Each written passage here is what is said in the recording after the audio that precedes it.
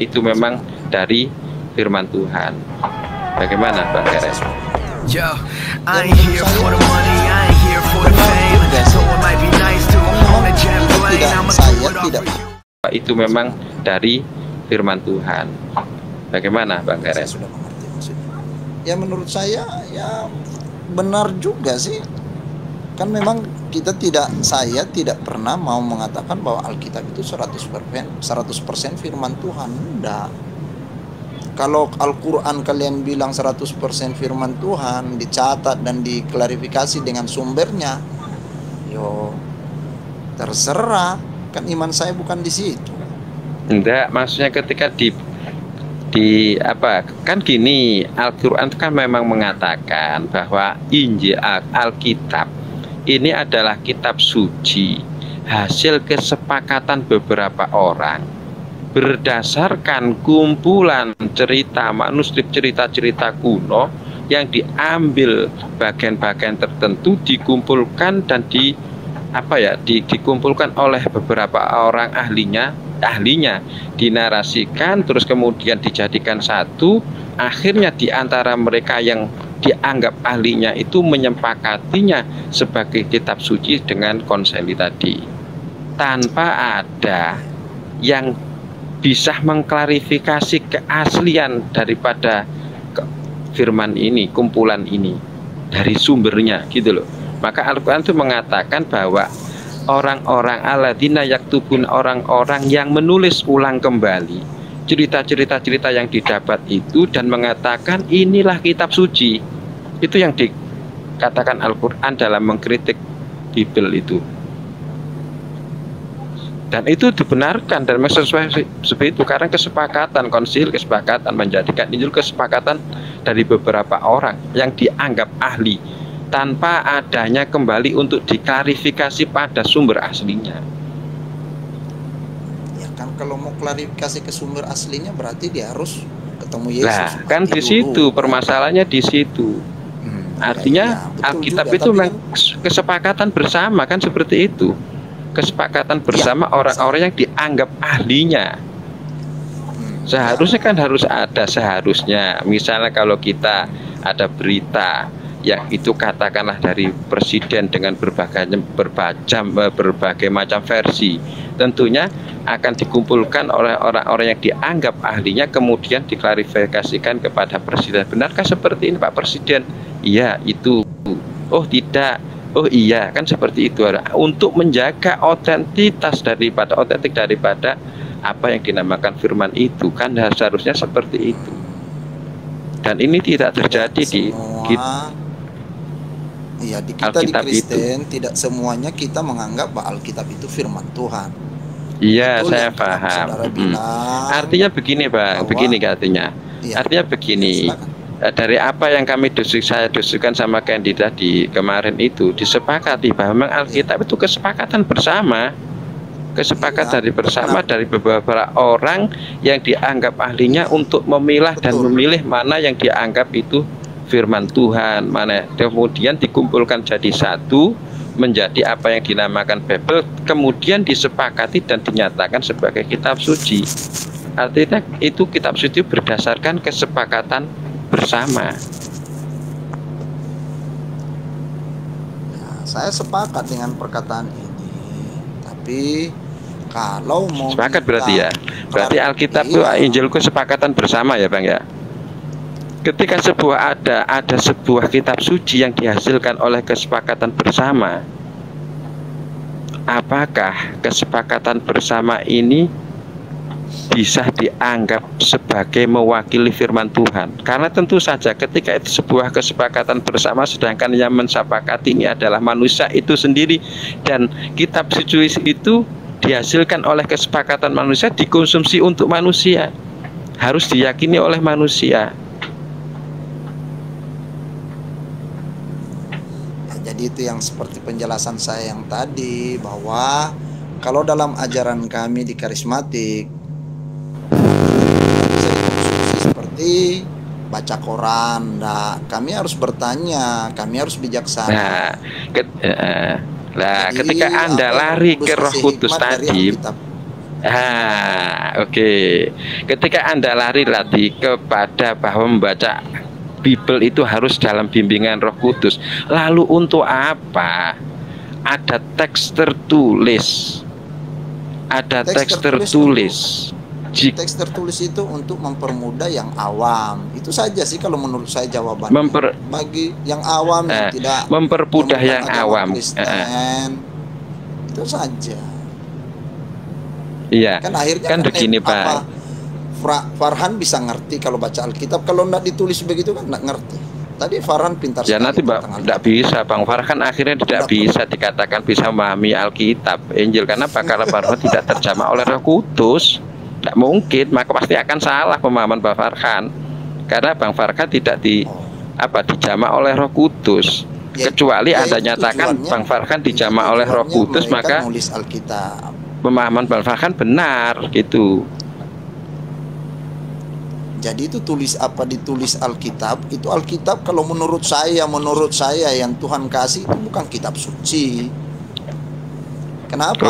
Karena yang tertulis Alkitab, di dalam Injil itu bukan. Oke gini, berarti Injil itu Alkitab, Bible itu bukan kitab suci ya menurut Anda? Bukan kitab suci menurut saya. Karena ditulis sama manusia, bukan ditulis sama Tuhan. Kalau 10 hukum Taurat, 10 hukum Tuhan, nah itu yang nulis Tuhan, tangan Tuhan sendiri.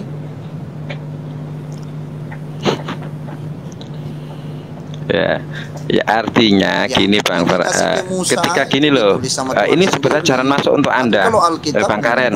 Bang Karen, ini sebenarnya ada satu pintu untuk masuk untuk Anda, untuk lebih mengerti kritik-kritik yang ada Al-Quran pada Alkitab. Satu, Anda mengatakan bahwa Al-Quran, kitab itu memang Injil itu memang bukan 100% firman Tuhan, di situ bercampur, dan ini juga benar kritiknya. Berarti Al-Quran mengkritiknya bahwa Injil atau Bible ini bukan kitab suci, tapi ada kesepakatan. Maka di Al-Quran dikatakan alladzina yaktubunal kitaba bi aydihim tsumma yaquluna hadza min indillah.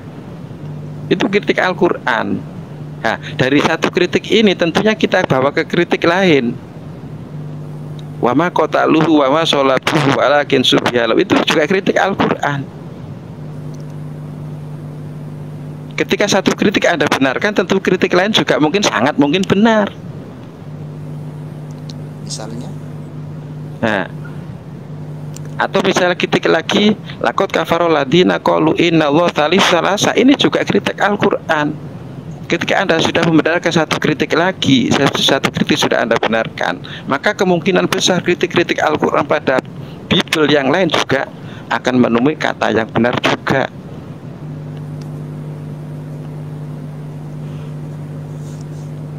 Nah, disinilah kami itu mengatakan bahwa Al-Quran itu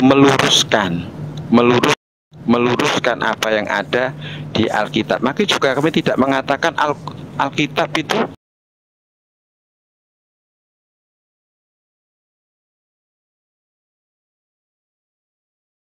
Injil itu semua, Bible itu semua salah. Tidak. Ada yang benar, ada yang salah, dan yang salah inilah yang diluruskan oleh Al-Quran itu. Dan Anda mengatakan satu poin sudah benar tadi.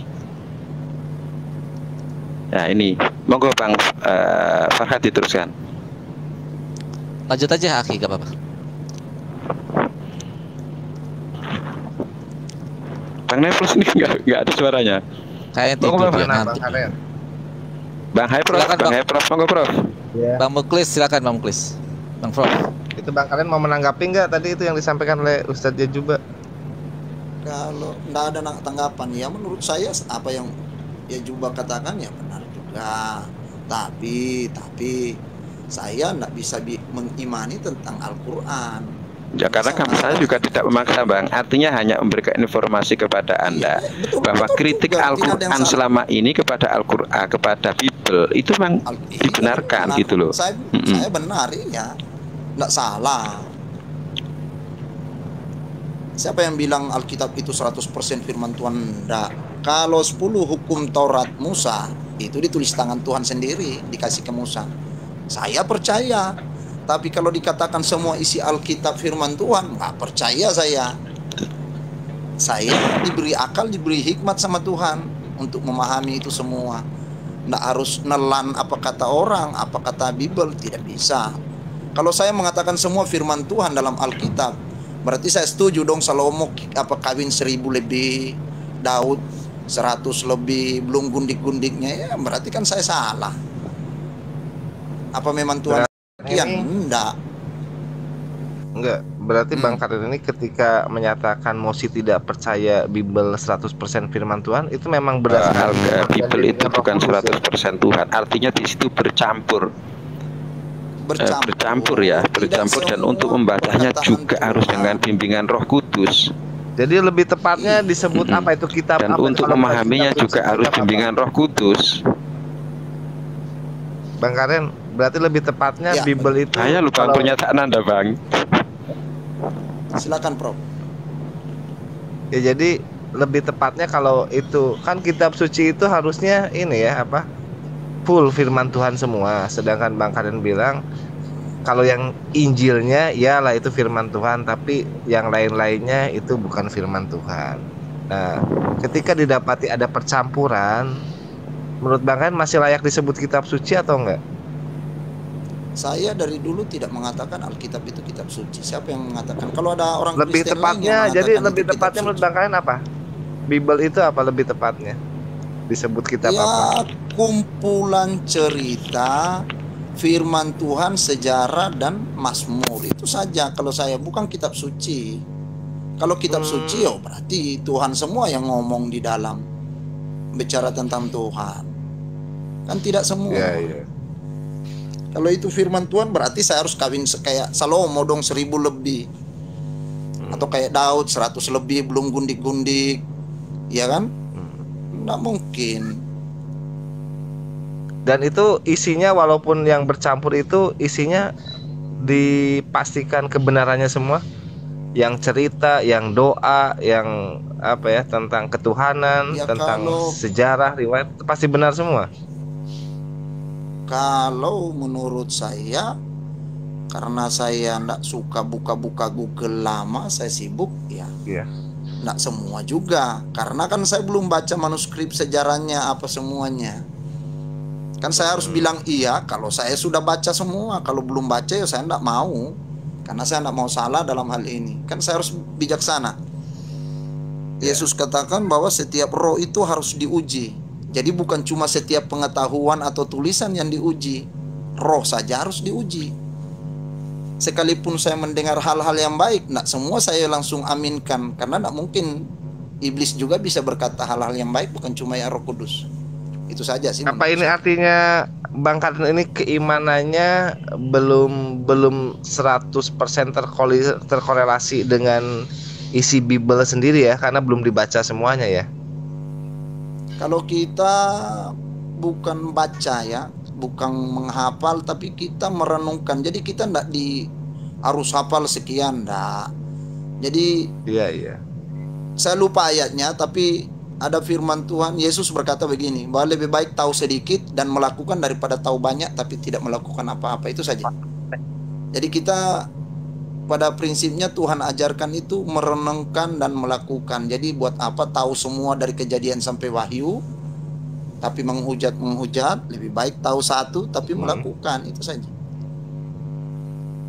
Dan yang tahu sedikit itu sifatnya fundamental nggak? Yang Bang Karen pahami, Bang Karen tahu sedikit. Dan yang Bang Karen tahu sedikit itu bersifat fundamental nggak dalam keimanan Bang Karen sebagai Kristen? Kristen, ya iya. Apa sifatnya itu?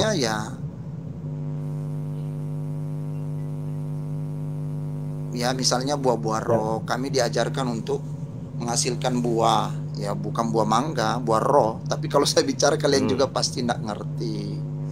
Ngerti. Saya ngerti. Dari tadi kan saya nggak bantah, berarti saya ngerti. Oh ya wes lah.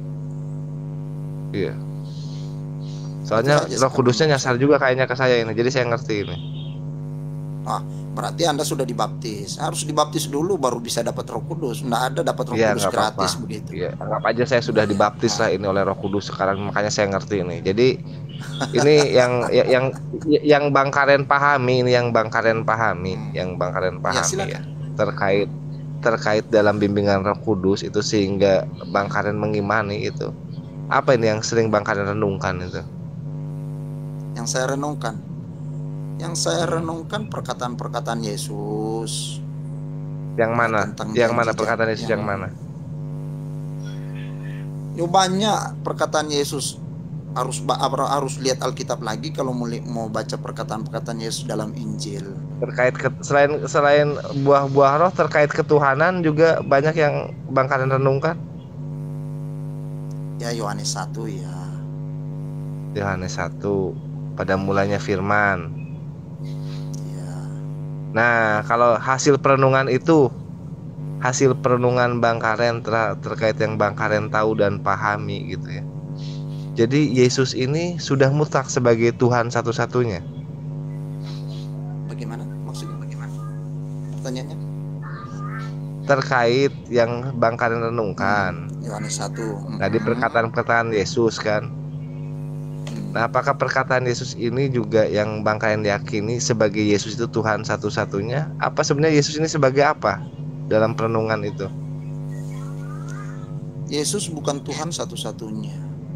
Kalau dalam Yohanes 1 itu dikatakan bahwa bukan.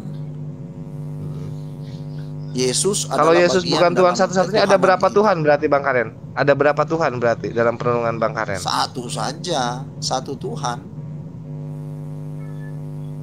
Siapa? Enggak banyak.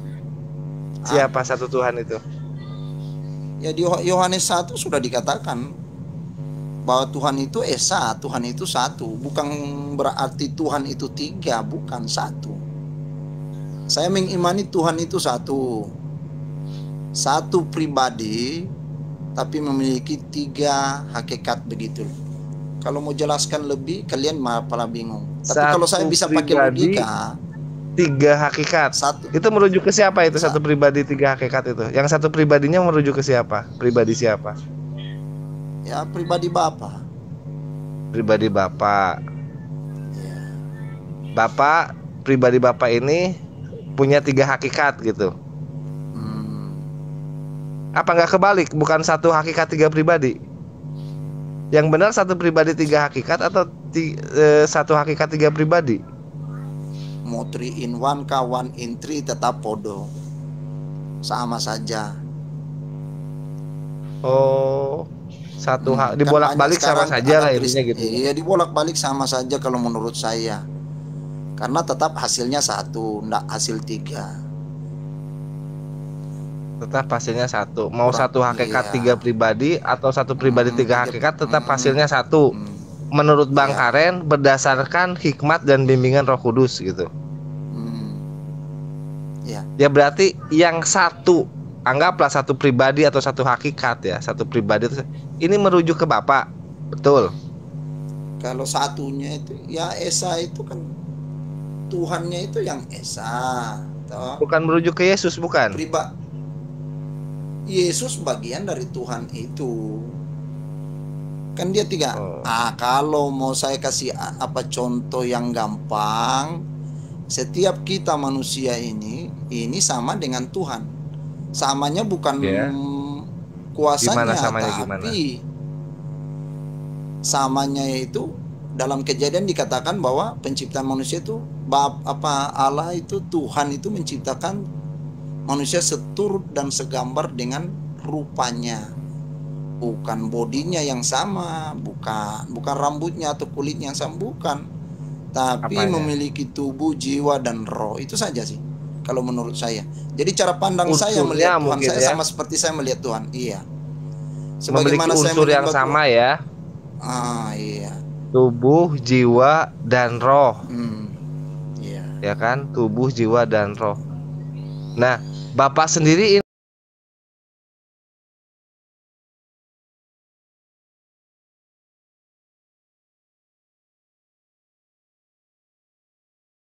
podo-podo lagi. kalau dibahasakan secara ini, ya Bapa itu roh, Allah itu roh, Yesus itu roh. Kan kalau dia manusia daging kayak kita, nggak mungkin dia bisa pergi merono merenen menghilang begitu secara supranatural, ya kan? Hanya yang melakukan kalau itu kita manusia roh bukan? Kita manusia roh bukan? Kita manusia roh atau bukan? Manusia itu ada rohnya, tapi kita semua bertiga ini bukan roh. Manusia ada rohnya, ada tubuhnya, ada. Berarti sebenarnya tubuh yang terikat roh atau roh yang terikat tubuh ini? Semuanya terikat. Kalau tidak terikat mampus. Ya kalau manusia ndak ada rohnya yo zombie. Iya, manusia ndak ada roh pasti zombie. Ya.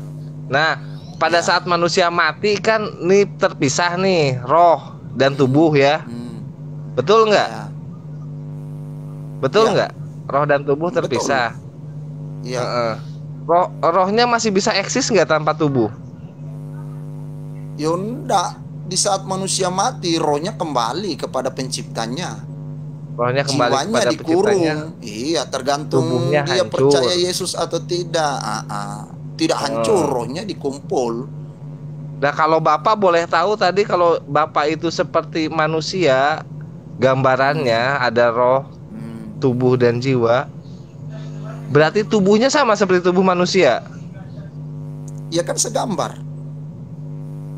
Tubuhnya sama segambar, tangan dua, kaki dua gitu Bapak itu. Iya, kaki dua. Iya, Telinga dua, pakai mata ekor, dua. Ya kan? Kan segambar ya? Iya. Oh, seperti itu. Postur tingginya sama. Seukuran manusia Kalau juga. postur enggak, di Alkitab Tubuhnya. enggak, Bukan postur rohnya, postur tubuh. postur tubuhnya ya sama, Sama. tapi enggak tinggi ketinggiannya ya enggak ditulis di Alkitab. Enggak ada di Alkitab ditulis bahwa Tuhan tingginya berapa. Warna kulitnya lebih ke warna kulit mana? Eropa, Afrika, Asia atau gimana? Nah, Secara itu tubuh nih, tubuh Bapak Tuhan. nih. Jadi Tuhan tidak menciptakan kita tidak mirip, enggak tahu mirip dengan siapa, enggak ada di Alkitab ditulis. Gak ada. Apa Di Alkitab seperti nggak ditulis. Yesus mungkin waktu lahir gitu? Yesus waktu lahir kayak gitu. Saya juga enggak ada ditulis di Alkitab Yesus kulitnya. Ngikutin tubuh Yesus. Warna kulitnya. Ya warna kulitnya enggak ada ditulis Yesus warna kulitnya. Kalau Roh Kudus sekarang, Roh Kudus ini punya tubuh apa enggak? Roh Kudus dia bagian dari Tuhan, bukan punya tubuh. Bagian dari Ya, Tuhan. tubuhnya itu Bapa, iya. Oh, tubuhnya Bapak, rohnya Roh. Ya. Oh, Itu sudah gitu. ngerti. Yesus jiwanya, Jadi Bapak tubuhnya, Roh Kudus ya rohnya. Rohnya Bapa, iya. Tapi kenapa justru jiwa yang bisa tampil terlihat, tubuh kok nggak pernah kelihatan ini? Nah, iya itu. Nah, itu dia. Gimana? Gimana? Itu jiwa itu kenapa dia harus turun berinkarnasi? Karena yang mau ditebus jiwa manusianya. Begitu. Yang Karena mau ditebus jiwa manusianya yang manusianya. rusak. Iya. Jadi kalau tubuhnya ya enggak ditebus, jiwanya saja yang ditebus. Oh, gitu ya. Makanya Yesus harus turun ke dunia untuk menebus jiwa-jiwa manusia. Makanya tugas kita adalah memenangkan jiwa, menyelamatkan jiwa, memberitakan kebenaran kepada jiwa-jiwa, bukan kepada roh-roh atau kepada daging-daging, bukan. Jadi yang selama ini bilang menebus dosa salah ya, menebus jiwa ya. Menebus dosa manusia, dosa apa jiwa apa dosa, ya kan itu yang melakukan dosa kan jiwa sebenarnya. Keinginan, keangkuhannya. Menebus jiwa dari dosa mungkin begitu. Bukan Bukan. menebus Gimana? dosa, menebus dosa. Menebus dosa itu yang melakukan dosa dulu kan jiwa. Mulut itu tinggal mangap tubuhnya. Rohnya kan tidak ikut-ikutan makan. Kan roh nak makan buah. Pikiran yang mempengaruhi mulut untuk makan. Kan berarti yang berdosa jiwa. Waktu Yesus makan itu yang makan berarti jiwanya apa tubuhnya? Yesus makan apa? Makan ikan goreng lah, makan gandum misalnya gitu. Itu yang makan apanya? Jiwanya apa tubuhnya? Ya tubuhnya lah, masa jiwanya? Tubuhnya. Lalu kalau Yesus misalnya bikin salah gitu kan, itu yang bikin salah tubuhnya apa jiwanya?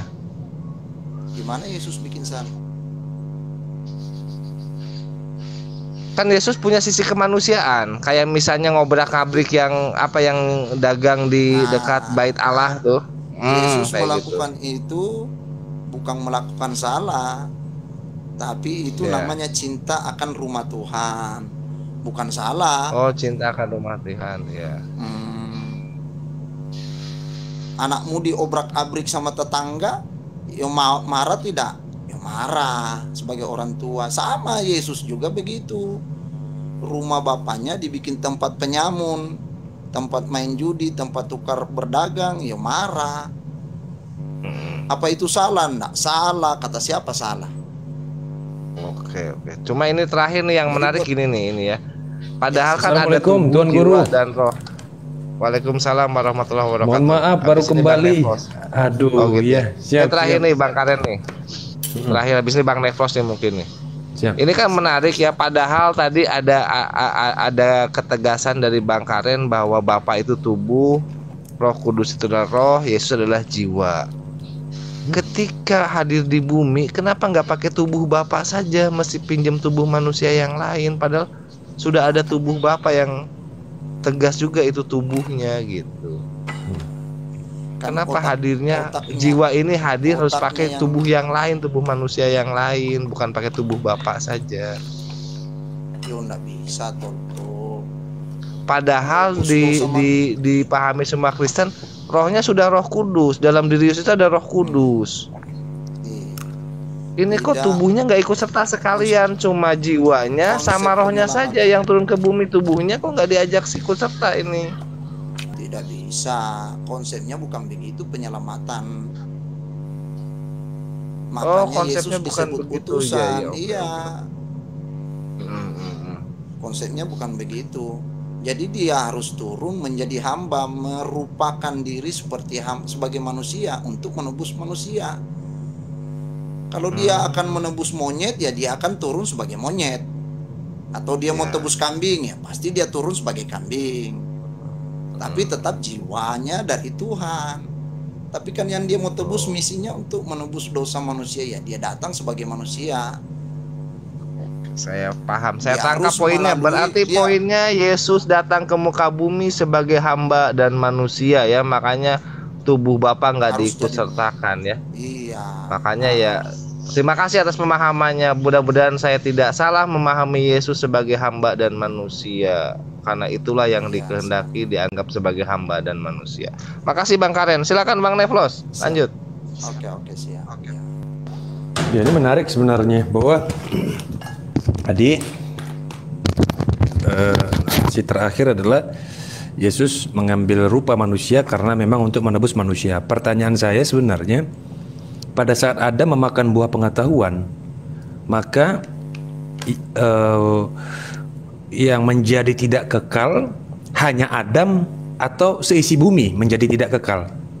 Dalam tanda kurung kacau.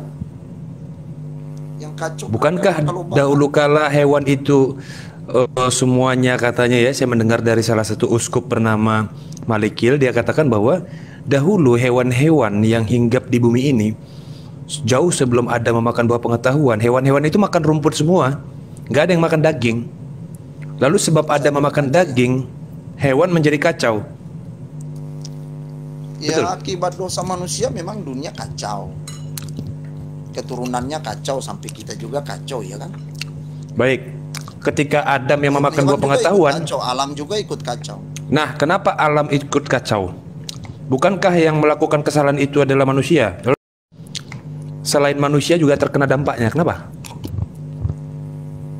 Ya karena hewan-hewan dan tumbuhan tuh Tuhan kasih kuasa ke Adam untuk mengelola dan memberi nama. Maksudnya gimana? Tuhan memberi kuasa kepada Adam untuk memberi nama para hewan-hewan. Semua yang ada di bumi penciptaan pertama kan diberi kuasa sama Adam. Ya, otomatis itu sebelum Tuhan marah. Itu sebelum Adam memakan buah pengetahuan atau sesudah? Maksudnya yang Adam memakan buah pengetahuan. Adam menjadi kuasa atas hewan-hewan yang ada di bumi itu diberikan kuasa itu sebelum Adam memakan buah pengetahuan atau setelah Adam memakan buah pengetahuan? Sebelum. Berarti memang sejak awal dia diminta untuk hidup di bumi. Iya. Memang dia diciptakan di bumi. Baik, berarti menurut secara tidak langsung mungkin dari sorga, tapi kalau di Alkitab tidak, diciptakan di bumi. Di bumi ya? Iya. Gan Eden itu di bumi ya? Baik. Pertanyaannya adalah dahulunya Adam itu kan kekal, tau betul? Iya. Betul ya? Sebelum dia jatuh ke dalam dosa maut ya. Nah, apakah termasuk hewan-hewan dan tumbuh-tumbuhan juga kekal pada waktu itu sebelum Adam memakan buah pengetahuan? Pada zaman kalau saya baca dalam Kejadian, iya. Saya lupa. Baik. Saya sepakat di situ. Nah, maka ketika Tuhan hadir untuk menebus dosa manusia, ya, bukan menebus dosa selain manusia, apakah nanti setelah ditebus hewan dan tumbuh-tumbuhan juga akan kekal, kembali seperti semula? Kalau dalam Alkitab saya belum mendapatkan, tapi dari kesaksian-kesaksian orang yang pernah mati pergi ke surga, iya di atas ada hewan. Nah, tahu saya apa dari sini hewannya, ya, memang hewan tadi kan di atas nggak ada informasinya. Betul. Soalnya kan tadi begini narasi dari Bang Karen. Kalau seandainya yang mau ditebus itu adalah monyet, maka Yesus akan berubah jadi monyet. Kalau yang mau ditebus adalah kambing, maka Yesus berubah jadi kambing. Karena yang mau ditebus adalah manusia, maka dia jadi manusia. Berarti secara tidak langsung hewan, tumbuh-tumbuhan dan selain daripada manusia tidak ditebus, maka semua itu akan binasa, betul? Iya. Karena yang ditebus manusia, toh? Betul? Iya. Betul. Jadi kalau manusianya ditebus berarti sudah mencakup semua. Oh, kok bisa begitu? Beda dong, secara makhluk kan beda benar. Cara berpikirnya kalian nggak nyampe. Kalau saya makanya dari tadi agak kurang nyambung. Kan saya sudah bilang Yesus menebus umat manusia. Adam jatuh dalam dosa. Akibat dari dosa itu sampai hewan-hewan pun dan tumbuh-tumbuhan bumi ini menerima akibatnya, kena kutuk namanya. Dan kalau Yesus melakukan penebusan dosa terhadap umat manusia, tergantung manusia nerima tidak. Banyak kok kejadian Neflos ya di Papua Nugini saya lupa. Di saat satu kota bertobat menyembah Yesus, semua alam semesta merefleks semuanya berubah. Yang dulunya laut tidak menghasilkan ikan, tidak ada karangnya, tiba-tiba karang tumbuh semua. Oh ya? Intinya dari manusianya mau nerima tidak. Bang Heran, ada catatan berita yang membuktikan itu secara catatan media massa di YouTube banyak. Kalau catatan tidak, di YouTube banyak. Namanya kota apa ya? Saya lupa. Di Afrika juga ada banyak. Tapi kalau itu harus cari di YouTube sih. Ya sumbernya jelas. Sampai kalau yang di Papua Nugini itu yang di negara. Jadi sebenarnya begini, itu tidak justru itu yang saya bilang. Kalau Bang Karen bilang kalian tidak nyampe, justru kami nggak nyampe pada tahapan hal-hal yang nggak masuk akal begitu ya. Karena begini, kenapa dikatakan tidak masuk akal? Bahwa dengan menyebut nama Yesus, dengan beriman kepada Yesus, sehingga alam di sekitar itu menjadi tanda-tanda kekuasaannya, lalu diadakanlah ikan-ikan itu dan sebagainya. di Indonesia ini masih banyak bahkan orang-orang yang melakukan kegiatan animisme dinamisme ya. Ketika mereka memberikan satu korbanot, katakan seperti itu, ayam hitam lah ini dan itu, supaya hidupnya bisa sejahtera. Faktanya adalah, apakah memang benar itu terjadi? Apakah memang benar ketika ada orang yang bersekutu atau melakukan satu ritual-ritual penyembahan terhadap pohon besar, terhadap Ratu Kidul, terhadap hantu-hantu belau, dewa-dewa, lalu kemudian terjadilah kesejahteraan, lalu kemudian terjadilah keajaiban? Apakah benar berarti? Apa benar berarti? Kalau itu menurut saya mereka lagi ngundang ngutuk, bukan dari Tuhan. Itu kan bukan dari Tuhan. Mereka Iya, artinya itu tidak bisa dijadikan alasan. Tiba-tiba ada ikan, nggak bisa dijadikan alasan.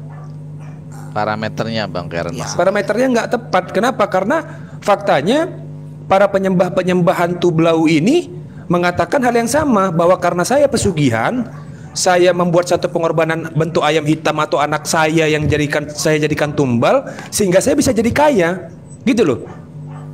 Jadi itu nggak bisa dijadikan alasan sebenarnya. Itu bukan tanda-tanda kuasa, bukan. Nggak bisa itu dijadikan tanda-tanda kuasa. Ya itu perspektifnya kalian. Tapi buat kami seperti itu, dan kesaksian orang-orang yang mengalami di Papua Nugini itu seperti itu. Karena sekian puluh tahun mereka sering mengadakan korban yang seperti kamu bilang, ayam hitam, apa hitam itu mereka tidak mengalami itu, malah tanpa terkutuk daerahnya. Kan mereka negaranya terkenal dengan ilmu-ilmu hitam, ilmu voodoo apa segala macam. Ya, jadi mereka merasa bahwa tempat mereka tinggal itu sudah sangat terkutuk. Bahkan ikan pun tidak ada, karang pun tidak ada, buah-buahannya kecil-kecil, kadang tidak ada buahnya juga. Tapi di saat mereka berubah, bertobat, minta dibaptis rame-rame sampai pemerintahnya, dan keluar juga peraturan pemerintah bahwa setiap orang yang melakukan sihir di negara itu akan dihukum mati. Negara mana tuh Bang? Papua Nugini ya? Papua Nugini apa? Saya coba.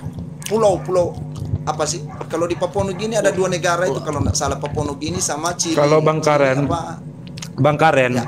Kalau mau cerita miracle ya, di dalam Islam miracle yang paling nyata yang Bang Karen bisa saksikan, kalau mau melihat hal-hal yang kayak begitu, ada bukti. Ada satu bukti kekuasaan Allah Subhanahu wa taala, air Zam-Zam. Itu baru bukti beneran. Itu baru bukti beneran. Ya, tapi jenis air benar ada air Zam-Zamnya. Loh, ada dong. Jenis satu-satunya jenis air yang memiliki kadar mineral. Sebentar. Habib sebentar. Katakan bahwa air Zam-Zam itu tidak ada. Bukan, sebentar dulu.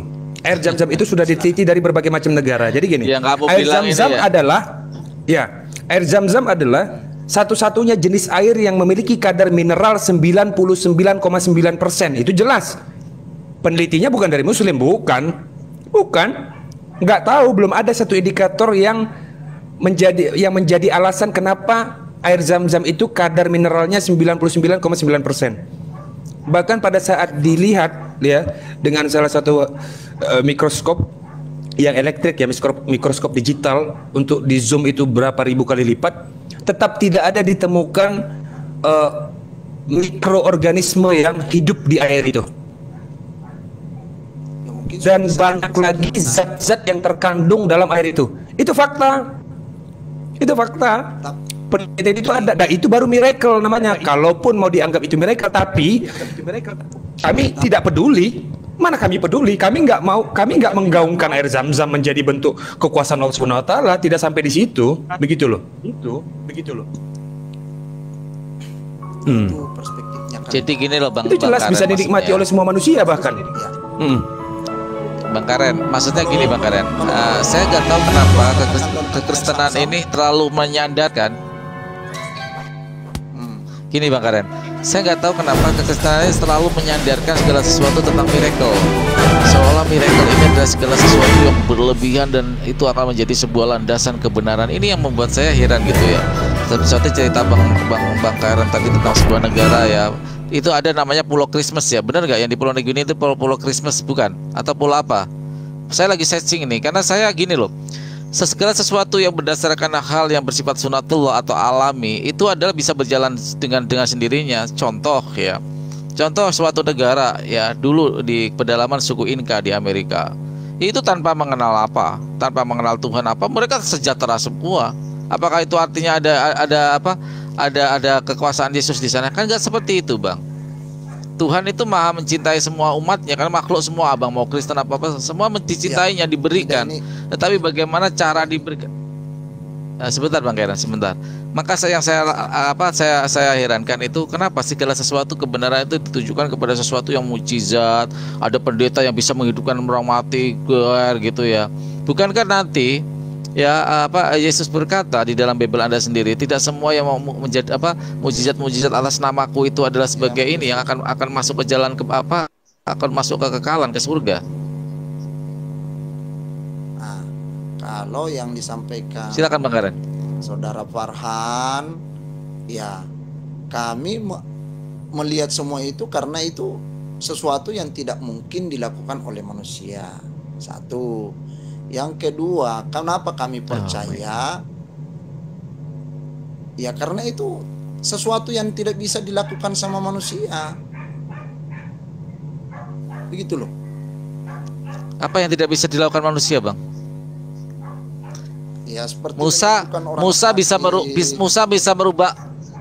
bisa merubah tongkat menjadi ular. Musa bisa membelah lautan. ya, Elia bisa diangkat ke surga tanpa mati lagi. ya itu karena pengurapannya Tuhan, karena Tuhan semuanya, bukan karena dianya.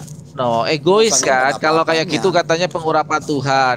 Tetapi kalau Yesus yang melakukan, karena Yesus melakukan sendiri karena dia Tuhan, kan nggak matching Bang dalam sisi ini pembuktian kebenaran nih. Anda melakukan kontradiktif dari argumen Anda sendiri. Ketika orang lain yang melakukan, Anda bilang, oh itu diurapi Tuhan. Tetapi ketika Yesus yang mengatakan, oh dia Yesus, dia berkuasa atas dirinya sendiri, kan it's nothing gitu loh Bang. Ya itu menurut kepercayaan. Aneh gitu. Makanya parameter ketuhanan atau parameter miracle itu tidak menjadi rujukan sebuah pemahaman tentang kebenaran. Harusnya dirujukan kepada sesuatu sesuatu yang memang bisa diuji gitu loh. Dalam hal bagaimana misalnya? Dalam hal bagaimana? Ya contoh, kalau Anda bangga Yesus bisa membangkitkan manusia, Elia juga bisa membangkitkan manusia. Mana coba sama? Apakah Yesus sebagai Tuhan, parameter yang sama harusnya Elia juga jadi Tuhan, betul nggak? Ya nggak bisa. Sama-sama bisa membangkitkan. Loh. Kalau Elia kan manusia biasa, bos. Nah, Yesus manusia biasa nggak? Yesus manusia biasa nggak? Yesus manusia dia biasa terlahir nggak? sebagai manusia biasa, tapi dia hakikatnya Tuhan. Nah, itu keegoisan dari pihak Anda ketika menuhankan Yesus. Karena di 1 Yohanes 7 nomor 1, siapa yang tidak mengakui Yesus sebagai manusia, maka dia adalah antikristus. Ayat berapa? Coba. Yang tidak mengakui Yesus sebagai lahir sebagai anak manusia, dia adalah antikristus. Apakah Anda antikristus yang dikatakan Bible Anda? Di Bible, silakan cek di Bible Anda. Di kitab mana? Kitab apa namanya? 1 Yohanes 7 nomor 1. 1 Yohanes 1 Yohanes berapa? 7. Kalau nggak salah ya. Sebentar, saya juga searching. Kalau cuma Yesus hakikatnya Tuhan, itu kan sulit uji labnya ya. 2 Yohanes, sorry. 2 Yohanes 1 nomor 7. Sabar. 2 Yohanes 1 nomor 7. Dia manusia biasa, Bang. Itu ada. Oke, sabar saya baca. Kalau sebagai manusia kan pengujiannya mudah ya. Cuma ini begitu hakikatnya Tuhan, ini udah bukan ranah pengujian lagi, memang ranah iman. Ini abang akan bersaing dengan orang yang percaya toge yang disembahnya sebagai Tuhan, Bang. Iya. Ini kan cuma toge, tapi toge ini hakikatnya Tuhan. Nah, abang akan bersaing sama penyembah toge, saya bisa menuhankan gajah juga. Ketika ditanya loh, cuman gajah yang punya belalai panjang kayak gitu, yang lain kan enggak. Berarti gajah kan punya spesialisasi, gajah Tuhan dong. Bisa. Jadi itu sudut pandang yang ambigu. Makanya dalam Hindu namanya Ganesha ya kan, Bang Farhan? Ya, Ganesha. Ganesha, kalau monyet itu Hanoman, gitu-gitu. Bentuk teofani juga itu. 1 ayat 7 ini kalian tidak mengerti juga. Saya baca ya 2 Yohanes 1 ayat 7. Sebab banyak penyesat telah muncul. Ini lagi menuju pada kalian. Dan pergi ke seluruh dunia. Bentar Bang, bentar. Bahwa Yesus Penyesat kok dikaitkan ke saya, kok dikaitkan ke kami penyesat. Kalian yang buka firman Tuhan ini.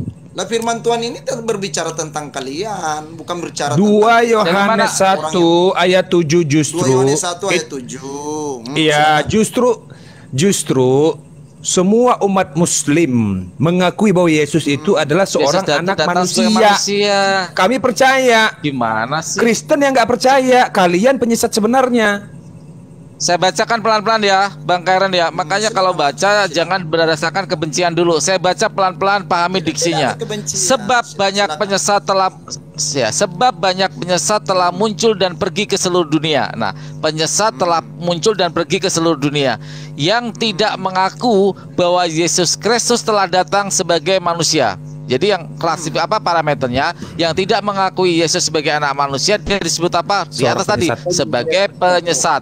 Itu adalah si penyesat dan antikristus. Bukan itu, salah. Berarti apa? Coba silakan. Coba jelaskan. Coba jelaskan kalau begitu. Bahwa Yesus Kristus telah datang sebagai manusia. Baik. Bahwa Yesus Kristus telah datang sebagai manusia, kalian masa tidak paham? Enggak, jelaskan. Ini Yesus. Saya baca dari atas, sebab banyak penyesat telah muncul dan pergi ke seluruh dunia yang tidak mengaku, bahwa Yesus Kristus telah datang sebagai manusia. Itu adalah si penyesat dan antikris yang tidak mengaku Yesus. Ini lagi berbicara kau, Neflos, bukan bicara tentang saya. Betul. Ini nggak bisa diskusi ini, nggak tahu. Wah, nggak bisa diskusi ini, nggak bisa. Nggak nyambung. Bang. Di situ jelas tertulis ya, Bang Karen. Di situ jelas tertulis. Ya, seorang penyesat itu tidak mengaku bahwa Yesus itu adalah seorang manusia. Itu penyesat. Iya jelas. Semua muslim di dunia ini, mengakui bahwa Yesus adalah seorang manusia. Yang tidak mengakui siapa? Kristen. Maka Kristen penyesat sebenarnya. Kami mengakui. Aneh, Bang. Loh. Yang tidak mengakui Yesus manusia. Anda mengakui gak Yesus sebagai manusia? Anda mengakui gak Yesus sebagai anak manusia? Ya, anak manusia. Wow, gak ada manusia dan Tuhan itu bisa dikotomikan seperti itu, bro. Ya, Anda bisa. Ya, itu pemahaman. Tahu nggak? Saya kasih tahu. Bukan nggak ngerti. Ini yang kadang-kadang orang buta merasa bisa melihat pelangi. Saya gini ya. Sebuah ajaran yang bermakna untuk menuhankan, memunculkan Tuhan sebagai materi dan memunculkan secara empirisme, dipahami secara empirisme, secara panca indera, itu hanya pagan. Kenapa pagan?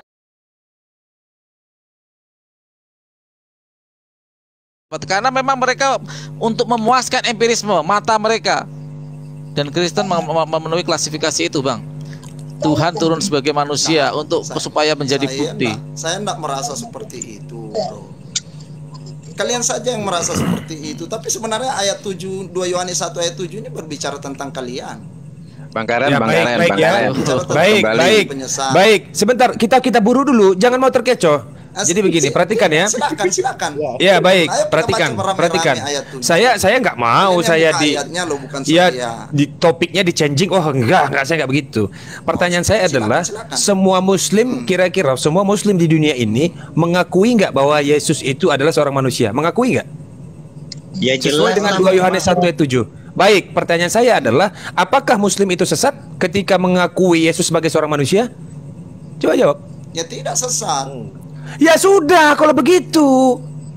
Jadi ngapain dari tadi ente bilang penyesat itu adalah kami, sedangkan kami mengakui Yesus sebagai seorang manusia, gitu loh. Dan di Bible ada. Oh, kalian. Iya. Ya, kalian punya pemikiran ini cuma sebatas manusia. Tapi ayat ini Loh, 2 Yohanes manusia. itu bicara manusia. 2 Yohanes 1 ayat 7 itu tidak ada menyebut Tuhan di situ. Tidak ada menyebut Tuhan di situ. Loh, tunjukkan kata Tuhan di situ. Tunjukkan. Iya. Tunjukkan kalau begitu. Buktikan di Bukti, 2 Yohanes bukti, 1 ayat jangan 7. Silakan buktikan. Bukti, jangan Di mana iman, dalilnya? tunjukkan di dalam 2 Yohanes 1 ayat 7 Iya, itu buktikan, menunjuk mana? Yesus sebagai Tuhan. Ayo, baca dari Mana, awal. mana? Ada kata Semuanya Tuhan nggak kamu di situ? baca. Di sini tidak dikatakan ada kata Tuhan, tapi yang di sini Ya dikatakan sudah, yang kalau mengaku begitu. bahwa Yesus Kristus telah datang. Dia telah datang sebagai manusia. Dia datang sebagai manusia, baru dia sebelumnya apa? Kalau begitu. saya Aduh, tanya. kita Ini fokus terus saja jawab. di 2. Kita fokus saja di 2 Ini Yohanes memaksakan kehendakmu. 2 Yohanes 1 ayat 7. Ada kata penyesat di situ. Ada kata penyesat. Siapakah penyesat itu? Penyesat adalah orang yang tidak mengakui bahwa Yesus adalah seorang manusia. Itu penyesat. Ya. Nggak ada kata Tuhan di situ. Yang diminta Yesus, yang dikatakan Yesus adalah orang yang tidak mengakui Yesus Kristus sebagai seorang manusia. Itu adalah penyesat. Ya, itu salah. Nah, pertanyaannya, Salahnya kan siapa yang seperti tidak itu. mengakui Yesus sebagai penyesat? Kok Yesus sebagai penyesat lagi? Siapa yang tidak mengakui Yesus seorang manusia? Kristen. Oh, dari mana Kristen tidak mengakui Yesus sebagai manusia? Hakikatnya apa? Yesus hakikatnya manusia apa Tuhan? Loh iya kan? Hakikatnya Tuhan. Oh, iya benar. Nah, itu- Nggak mengakui sebagai Tuh, manusia. bukti itu. Hakikatnya Itu bukti. Tuhan berinkarnasi menjadi manusia, bukan kami tidak mengakui ketuhan Oh, Ima, di sini doktrin di lagi. dalam satu, bukan doktrin.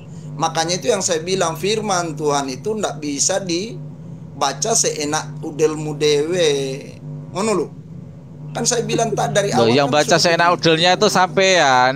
Di 2 Yohanes 1 itu tidak ada kata Tuhan, dan ditambah-tambahkan Tuhan. Seenak Memang udel itu secara sampean. eksplisit tidak. Sebenarnya memang dalam Alkitab ini tidak dikatakan. Sekarang lebih kuat mana? Sekarang lebih kuat mana, secara eksplisit atau implisit ketika tekstual dipahami secara subteks dan konteks? Ayo.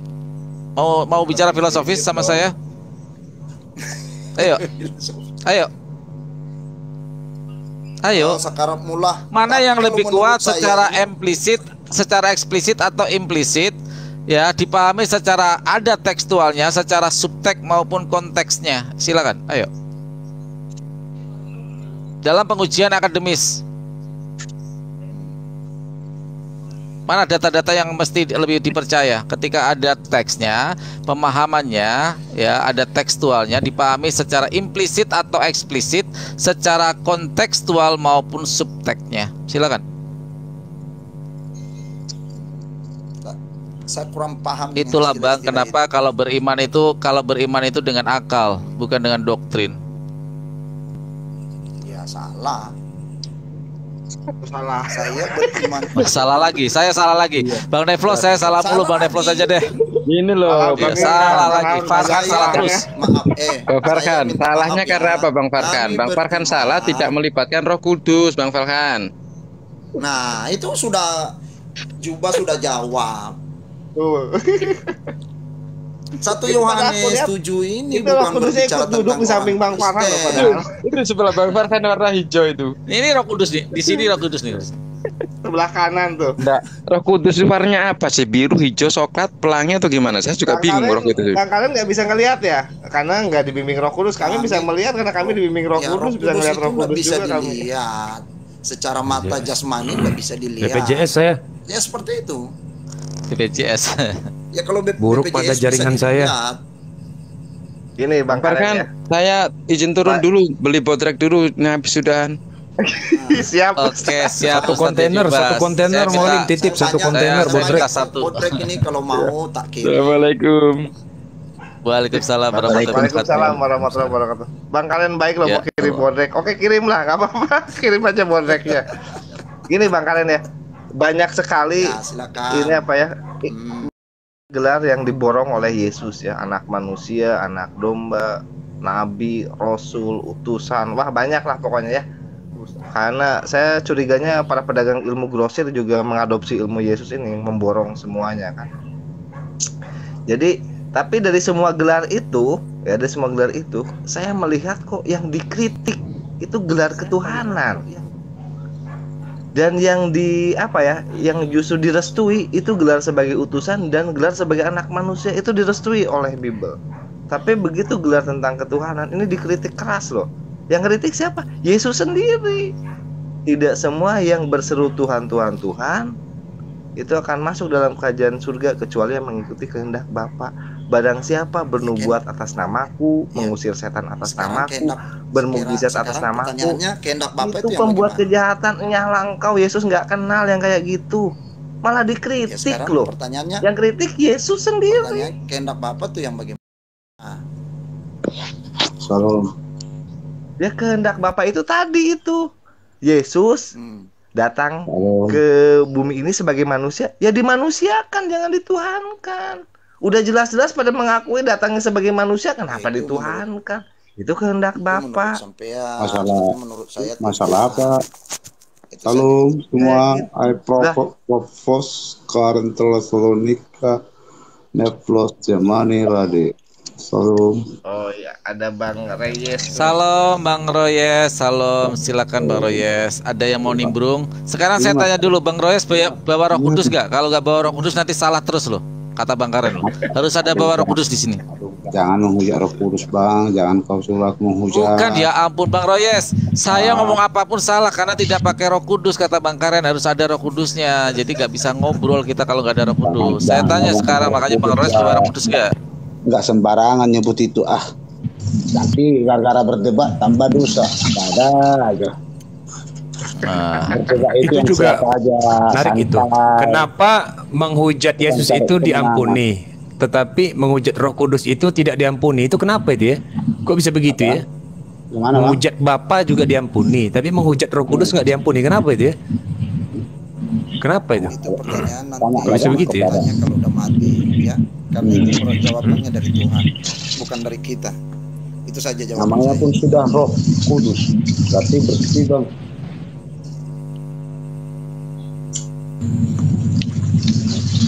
Iya. Bahkan dia lebih bersih dari Yesus ya. Iya. Tapi jurusnya ini loh Bang. Itu jurus pamungkas. Jurus pamungkas daripada debater Kristen loh. Kalau udah bingung, udah nggak bisa jawab, pasti andalanya itu. Kamu nggak paham, kamu nggak ada Roh Kudus. Nah itu yang paling bikin jengkel, tau nggak sih? Kita membangun narasi susah-susah, konstruk argumen susah-susah, udah kepepet, jawabannya satu. Kamu kan nggak tahu, kamu nggak ada namanya Roh Kudus. Udah bubar dah, udah nggak usah debat, bubar aja udah. Ini masalah serius apa? Bang. Masalah apa sih? Kenapa ribut-ribut? Gak ada ribut tadi, gak ada ribut. Serius gak ada ribut. Kita baik-baik saja. Diskusi di room saya selalu baik-baik saja, selalu nyaman. Damai-damai lah, damai. Iya, selalu damai Pak Royes. Tenang aja. Semua dibimbing Roh Kudus, masa ribut nih? Masalah ada Roh Kudus, Bang Nefos Roh Kudus aku pakai. Waduh, jangan Bang Prof, jangan sembarangan ngucap, bahaya itu. Oh iya. Iya, jangan gara-gara berdebat nanti itu bahaya tuh Bang. Bisa sembarangan pada jaringannya putus-putus lagi. Kenapa ini? Ini masalahnya apa? Masalah Yesus. Yesus terus masalahnya. Yesus terus masalahnya Bang Karen.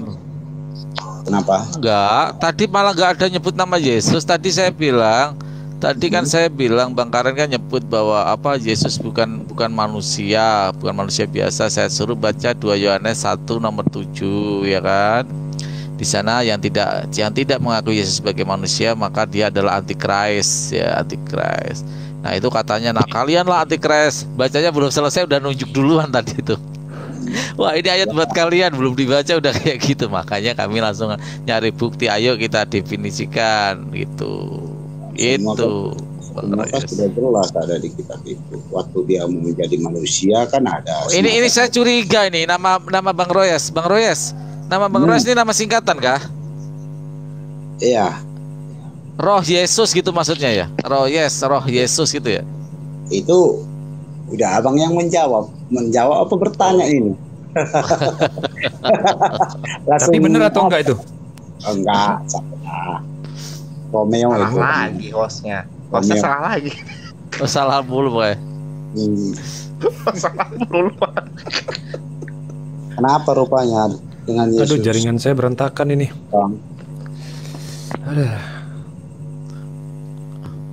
Jadi sebenarnya memang manusia seutuhnya apa enggak sih Yesus ini? Ya kalau manusia seutuhnya selama hidupnya tinggal di bumi ya manusia. Naik ke surga kan selama gitu. hidup di bumi dia manusia. Iya, selama tinggal di bumi kan itu Bang. Dia kan mengajarkan apa yang baik-baik, apa yang untuk manusia kan itu. Manusia seutuhnya bisa jadi Tuhan, Bang. Udah dibilang kan waktu dia tinggal di bumi Bang. Gimana sih Abang? Semasa dia tinggal di bumi loh. Semasa dia tinggal di bumi kan itu. Jadi begini Bang Royes ya. Kalau Yesus itu mengambil rupa manusia baik, berarti dia seorang manusia kan begitu. Nah, dan di dalam tubuh kemanusiaan itu dia juga memiliki roh Tuhan, betul ya? Ya iyalah. Betul ya, baik. Yang disembah oleh umat Kristen itu adalah Yesus sebagai manusia atau Yesus sebagai roh? Ya, yang disembah manusia ya karena mengikut ajaran Yesus. Karena kan ajaran Yesus, siapa yang percaya kepadaku kan itu. Ya kami umat Kristen percaya kepada Yesus kan itu. Iya betul, percaya kepada Yesus sebagai manusia atau percaya kepada Yesus sebagai roh? Maksudnya percaya kepada manusia atau kepada roh? Yesus kan memiliki dua sisi kemanusiaan dan sisi ketuhanan. Yang dipercaya itu adalah sisi kemanusiaannya atau sisi ketuhanannya? Ya, dua-duanya ketuhanan. Dua-duanya. Iya. Sisi kemanusiaannya enggak? Semasa dia tinggal sisi di bumi, kemanusiaannya enggak? Ya juga. Iya, berarti umat Kristen itu menyembah Tuhan dan menyembah manusia, betul? Menyembah manusia itu bukan menyembah manusia Bang. Kan selama dia datang, dengar dulu Bang Nokos, Bang Nugas, selama dia tinggal di bumi kan nggak disembah. Dia kan diakui sebagai guru, mengajar, ya kan, untuk menebus dosa. Iya baik, betul. Itu sepakat saya, tahu saya itu. Ya terus. Iya baik, tetapi kan semua juga mengetahui Yesus itu memiliki sisi kemanusiaan, betul? Baik, pertanyaan saya adalah sisi kemanusiaannya disembah atau tidak? Selama dia sudah terangkat di atas, disembah.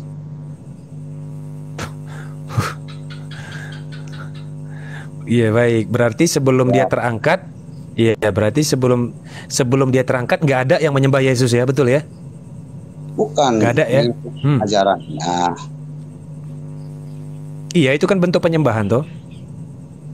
Kenapa sih abang ini nggak bisa membedakan apa ya? Kan dia selama tinggal di bumi, dia kan selama tinggal di bumi Bang, sebagai manusia, bersama manusia, mengajari buku. Istilah maaf kata Bang, dengar betul sekali, 1 miliar % saya sepakat, betul. Apabila istilah maaf kata ya, contohnya Haji Abang, Haji, di masjid, nah ngajarin Abang, sudah. Dia tidak pernah melakukan dosa, tiba-tiba terangkat. Nabi Muhammad lah contohnya ya, terangkat dia. Kan Abang sembah siapa? Melalui siapa Bang? Melalui siapa Bang? Iya, melalui siapa Abang menyembahnya? Melalui siapa? Melalui Kok bisa melalui? Gak pernah saya berdoa atas nama Nabi Muhammad, gak pernah. Kok bisa begitu? Loh, berarti Abang berbohong. Tidak ada satu muslim pun yang berdoa atas nama Nabi Muhammad, tidak boleh, haram hukumnya. Atas nama Allah Subhanahu wa taala, bukan atas nama Nabi Muhammad. Kok bisa berarti begitu? Abang baru Islam Abang. Loh, kok baru Islam? Iya. Coba tunjukkan bentuk penyembahan atas nama Nabi Muhammad. Coba di mana? Di mana itu ada? Aku tanya lah dulu Bang ya. Seperti kami melalui Yesus. Iya, kami langsung. Muhammad, nggak ada yang bisa langsung. Kok Bang. bisa? Ya. Kok nggak ada yang bisa langsung? Dari mana engkau sampai ke atas kalau tidak ada jalan? Loh, setiap contoh begini ya, contoh nih, ini salah satu contoh saja. Misalnya, ya, kami sholat. Ini sederhana, ini ngomong sama Bapak ini harus sederhana saja contohnya. Kami sholat. Nah, salah satu rukun sholat itu adalah niat. Niatnya apa? Misalnya usolli fardhu maghribi salasa rakaatin mustaqbilal kiblati, ada lillahi ta'ala, bukan ada lillahi Muhammad sallallahu alaihi wasallam, enggak ada. Sengaja aku sholat maghrib 3 rakaat menghadap kiblat karena Allah Ta'ala, nggak ada karena Nabi Muhammad, nggak ada. Bang, dengar dulu. Jadi abang samakan diri abang sama Ibrahim. Maksudnya bagaimana ya? Kok bisa begitu pertanyaannya? Ibrahimnya bisa langsung sama Sedangkan Allah. Nabi Muhammad aja mintanya sama Allah Ta'ala. Abang, kutanya lalu abang samakan abang dengan nabi-nabi yang lain, langsung kepada Allah. Nabi Muhammad Shallallahu Alaihi Wasallam itu yang namanya Nabi dan Rasul itu adalah perantara wahyu, bukan perantara manusia kepada Tuhan, bukan seperti itu. Itu perantara wahyu. Loh, sabar dulu. Sabar dulu, karena iya, jangan menyebut Rasul itu bahasa Arab, jangan dicuri juga. Jadi kami yang mengetahui artinya, begitu loh ya. Itu Rasul itu bahasa Arab, jangan diterjemahkan versi Yunani, itu salah. Aku tanyalah dulu. Yang abang namanya sama, abang sama dengan Ibrahim. Tidak, berbeda dong. Ya, jadi abang aku yang berbeda sama Ibrahim. Jadi kalau beda dong. Dulu, dari nama beda, dari bangsa beda, dari usia beda, apalagi banyak yang beda. Apa? Saya jelaskan. Zaman dulu orang kalau mau berdoa itu bersama Ibrahim, sama Abraham berdoa. Iya, itu kan zaman dulu ya. Mereka dulu kepada Abraham, baru dibuatlah persembahannya, dipotonglah apa domba, kan gitu. Jadi abang masuk abang gimana? Bagaimana abang bisa langsung ke Allah, tidak ada jalan? Kok bisa nggak ada jalan? Dari mana sih? Dari mana ceritanya nggak ada jalan? Karena abang sama dengan Ibrahim. Loh. Segala bentuk penyembahan, waduh, ini mau dijelasin gimana ini? Makanya begini, kalau nggak paham dalam perspektif Islam, jangan bicara dulu, disimak dulu. Bentuk penyembahan dan bentuk ibadah, ma khalaqtul jin wal insa illa liya'budun, ya, tidaklah kuciptakan jin dan manusia terkecuali hanya untuk beribadah kepadaku, bukan untuk Muhammad. Nggak ada. Sejak kapan? Jelas tertulis di situ, ibadah itu untukku, bukan untuk Muhammad. Untuk apa Nabi Muhammad SAW? Tidak seperti itu. Ya, jadi jangan menganggap bahwa sebentar dulu, ini gimana sih mau dijelasin ini? Ya, contoh. Ya. Segala bentuk ibadah, bentuk penyembahan kepada Allah Ta'ala itu harus diakhiri dengan lafaz lillahi ta'ala, karena Allah Ta'ala yang maha agung, karena Allah, bukan karena Nabi Muhammad SAW. Bentuk ibadah, segala sesuatu sama, bentuk ibadah itu. Sama lah sama Ibrahim ya. Kok bisa sama dengan Ibrahim? Ya iyalah, dia kan langsung ngomong sama Allah. Loh, bahkan bukan hanya sama dengan Ibrahim, bahkan bukan hanya sama dengan Ibrahim. Bukan hanya sama dengan Ibrahim, bukan. Jadi bingung aku. Berarti kau sama Ibrahim kan? Waduh, ini susah juga kayak begini. Bentuk penyembahan. Hei, sabar dulu, sabar. Kita beda standar dalam hal ini. Ya. Di dalam apa? Nggak ngerti bang. Dia nggak ngerti. Makanya mau dijelasin biar dia mengerti. Kita nggak ngerti bagaimana kalau sampai kalau nggak ada jalan. Jadi hebatnya adalah kami memuliakan Nabi. Jelas. Kami memuliakan semua Nabi. Mulai dari zaman Nabi Adam sampai Nabi Muhammad SAW, kami muliakan. Tetapi ingat, tidak kami kultuskan. Tidak kami kultuskan seperti kalian. Tidak, kita berbeda standar dalam hal ini. Kenapa? Karena Nabi Muhammad SAW itu adalah seorang manusia. Dia seorang makhluk. Tidak boleh kami kultuskan. Sama Ibrahim. Loh, itu aja jawab. Sama enggak? Ibrahim oh jelas dong, sama-sama manusia. Apa bedanya saya dengan dia? Ya, Ibrahim aja. Orang zaman dulu ngomong sama Ibrahim, baru berdoa kepada Allah. Saya sama Ibrahim, saya sama nabi-nabi, semua nabi-nabi yang di bumi ini sama-sama manusia, tapi ya. Sama-sama manusia. Bahkan dengan Yesus pun saya sama-sama manusia. Apa bedanya? Nabi beda dong. Nabi itu gelar. Gelar itu. Gelar. Saya nggak punya gelar kenabian. Saya nggak punya gelar kenabian, nak. Makanya disimak. Pakai telinga, didengar pakai telinga. Jangan pakai tumit, didengar dong.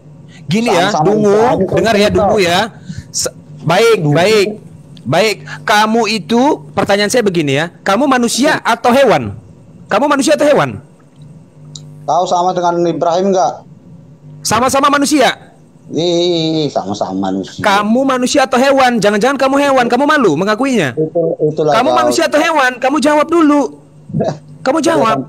Kenapa kamu malu menjawabnya? Nadamu emosi. Bukan, kamu jangan lari. Kamu sudah tahu pertanyaan saya berbahaya. Kamu sudah tahu, makanya kamu menghindar untuk menjawab. Pertanyaan saya adalah, kamu manusia atau hewan? Saya tanya, kau sama dengan Ibrahim? Kamu jawab, kamu jawab. Kamu manusia atau hewan? Nggak ada jalan. Bukan, nanti kita ke sana. Sekarang jawab pertanyaan saya. Kamu manusia atau hewan? Nah, manusia. Baik, Ibrahim itu manusia atau hewan? Kau aja lah menjawab. Sama kau dengan Nabi Ibrahim. Oh, kena kamu di sini kan? Kena kamu. Kena dia di sini. Saya tanya sekali lagi, Ibrahim itu manusia atau hewan? Kamu jawab. Allah pun malu mengakui kau sebagai manusia. Bukan begitu, pertanyaannya bukan itu. Pertanyaannya adalah ke Allah, tapi nggak ada jalanmu sampai ke Allah. Bukan. Iya, nanti kita ke situ. Soal jalan-jalan itu nanti ya. Nanti kita ke situ. Saya janji kita bakal ke sana. Tapi tolong kita selesaiin hal ini dulu ya. Ibrahim itu manusia atau hewan? Ya, Bang Farhan. Nggak enak ini. Waduh, lari sambil terkencing-kencing lagi. Ah, udahlah, bosen. Udah, lanjutlah. Kan dibilang kau sama Ibrahim. Baru aja bergairah. Udah kabur. Kenapa nggak ada yang bisa bertahan lama ya kalau debat sama saya ya? Konten manapun nggak ada yang bisa bertahan lama. Heran saya. Cara berpikir. Heran saya. Bukan, karena kalian tahu saya terlalu logis. Kalian sadar Nevlos terlalu logis untuk dilawan. Berat ngelawan Nevlos, serius saja. Butuh otak ngelawan Nevlos ini. Bukan butuh iman, bukan butuh dengkul, bukan butuh Yesus. Bukan butuh Yesus. Yesus saja saya yakin bakal pusing kalau debat sama saya. Kita jadi biar kamu tahu, Roh Kudus saya buat bingung. Biar kamu tahu ya, Roh Kudus itu saya buat bingung. Ya silakan kalau begitu. Ayo berdialog dengan saya. Ayo kamu uji tuh. Kamu pakai Roh Kudus kamu. Debat sama saya. Ayo. Semoga lah Tuhan ngampuni kau. Loh, kabur juga dia sama Roh Kudusnya. Wah udahlah, bosen ah. Kabur dia sama Roh Kudusnya, dibawa pulang sama dia. Gimana sih? Oke, terima kasih. Iya, kalau umat Islam. Oke, sebentar ya, sebentar Bang Yaman, karena para Iwan Villa semua yang 179 lebih ini, sana saya akan melakukan dialog di roomnya Uktilona Ana jam 10. Kurang 10 menit lagi saya akan tutup room saya ya. Di sana nanti Bang Nevlos dampingin saya boleh, nanti kalau ada Kristen 2 lawan Amin Wijaya, agak seru kayaknya lawan Amin Wijaya ini, dia agak menghujat keras juga. Terima kasih buat Bang Muklis karena akan meluncur ke tempat Uktilona saya. Bang Karen terima kasih, Bang Yusman terima kasih, Bang Nevlos terima kasih luar biasa malam ini. Semoga malam ini memberi keberkahan kita semua. Bang, buat yang di bawah semuanya terima kasih sudah mendampingi saya dari jam berapa tadi, 7:30 sampai hampir jam 10. Terima kasih semuanya. Saya akhiri dulu. Wabil taufiq wal hidayah. Wassalamualaikum warahmatullahi wabarakatuh. Waalaikumsalam. Waalaikumsalam warahmatullahi wabarakatuh.